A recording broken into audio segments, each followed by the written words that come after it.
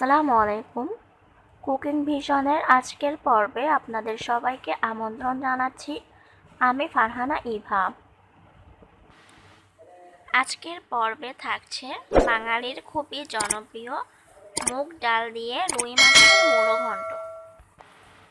আশা করছি আপনাদের সবার ভীষণ ভালো লাগবে। তাহলে চলুন এবার শুরু করা যাক। প্রথমে লাগছে 1 কাপ মুগ ডাল।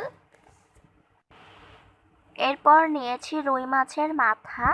এখানে বড় সাইজের 2টা মাথা আছে, আর এই মাথাটিকে আমি এভাবে করে পিস করে নিয়েছি। খুব বেশি ছোট করব না, পিসগুলোকে এভাবে বড়ই রাখবো।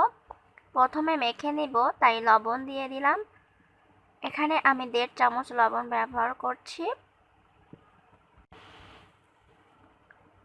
এরপর দিচ্ছি হলুদ 1/2 চামচ। এবারে সামান্য পরিমাণে তেল দিচ্ছি। তো রুই মাছের মাথার টুকরাগুলোকে এবার ভালোভাবে মেখে নিব,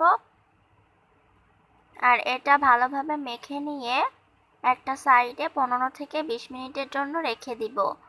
এতে করে এর মধ্যে লবণ হলুদ খুব ভালোভাবে ঢুকে যাবে।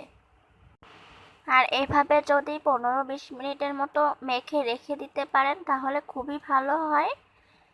আর যদি আপনাদের হাতে সময় একেবারেই না থাকে তাহলে এটা না রাখলেও চলবে।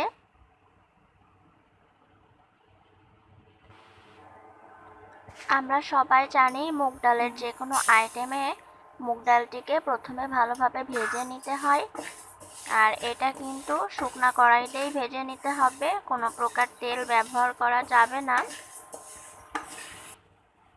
তো মুগ ডালটি ভাজা হয়ে গেছে, একটু সময় নিয়ে ভাজতে হবে। আর ঠিক কতটা ভাজতে হবে আমি দেখিয়ে দিচ্ছি। আর মুগ ডালটি এখন আমি ধুয়ে নিব। এবারে চলে যাচ্ছি মূল রান্নায়। প্যানে তেল দিয়ে দিলাম এখানে 2 টেবিল চামচ। তো তেলটি সামান্য গরম হলে এরপর পেঁয়াজ বাটা দিচ্ছি। পেঁয়াজ বাটা দিব 4 চামচ।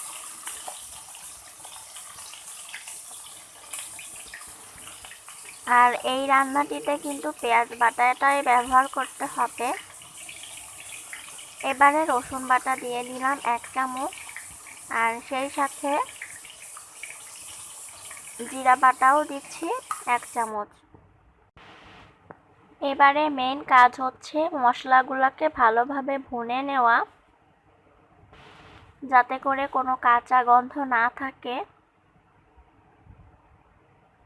তো এবারে আমি শুকনা মরিচ গুঁড়া দিয়ে দিলাম 1 চামচ, আর সেই সাথে কয়েকটি কাঁচা লঙ্কা ফালি দিয়ে দিলাম। আর রান্নাতে ঝাল লবণ এগুলা কিন্তু নিজেদের টেস্ট অনুযায়ী দিবেন। এবারে সামান্য পরিমাণে পানি দিচ্ছি। এই পানির সাথেই মশলাটিকে এখন ভুনে নিব। আর এভাবে পানি দিয়ে মশলা ভুনে নিলে সেটা ভালো হয়, পুড়ে যাওয়ার চান্স থাকে না। এরপর ফ্লেভারের জন্য 2টা তেজপাতা ব্যবহার করছি।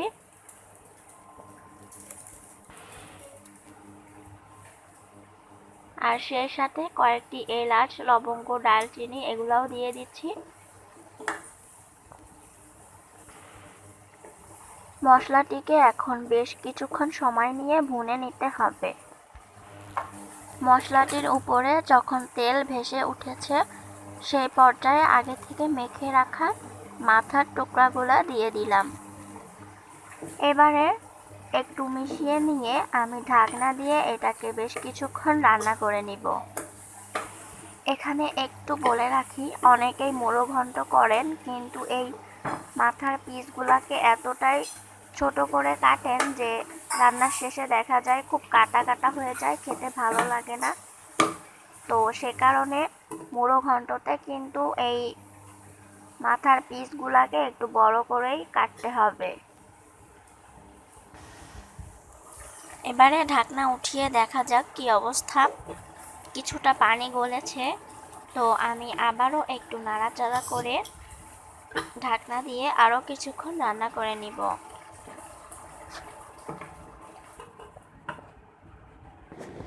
এভাবে প্রায় 20 মিনিট মতন ঢাকনা দিয়ে রান্না করে নিয়ে এরপর এখন আমি এটাতে নারকেলের দুধ দিচ্ছি।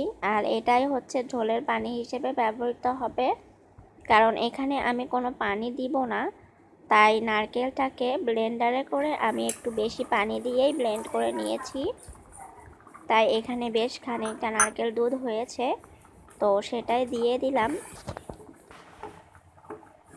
এর মধ্যে মুগ ডালটা কিন্তু প্রায় সিদ্ধ হয়ে গেছে। আর এখন এই ঝোলের পানিটাকে হাই হিটে বেশ কিছুক্ষণ জাল করে নিয়ে ইচ্ছা মতন ভাবে ঝোলটা রেখে দিলেই তৈরি হয়ে যাবে মুগ ডালের এই মুড়ো ঘন্টটি। আমি এখানে 1 চামচ চিনি দিলাম, আর এটা কিন্তু অবশ্যই দিতে হবে। আর এটার কারণে মুগ ডালের এই মুড়ো ঘন্টটিতে টেস্টটা অনেকটা বেশি বেড়ে যায়। ঝোলের পানি দেওয়ার পর আমি প্রায় আরও 15 থেকে 20 মিনিট মতো রান্না করে নিয়েছি। তো এখন এই মুড়ো ঘন্টটি রেডি হয়ে গেছে। আমি এর এই ঘনত্বটি এভাবেই রাখবো, আর বেশি কমাবো না। তো এবারে আমি নামানোর আগে সামান্য একটু জিরার গুঁড়া উপর থেকে ছড়িয়ে দিচ্ছি। আর এখন এটাকে ঢাকনা দিয়ে আরও 5 মিনিটের জন্য স্ট্যান্ডিং টাইমে রাখবো। তো আশা করছি আজকের এই মুগ ডালের মুড়ো ঘন্টটি আপনাদের খুবই ভালো লেগেছে।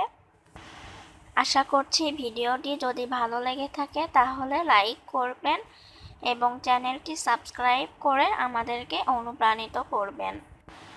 আজকের মতো তাহলে এখানেই বিদায় নিচ্ছি। আল্লাহ হাফেজ।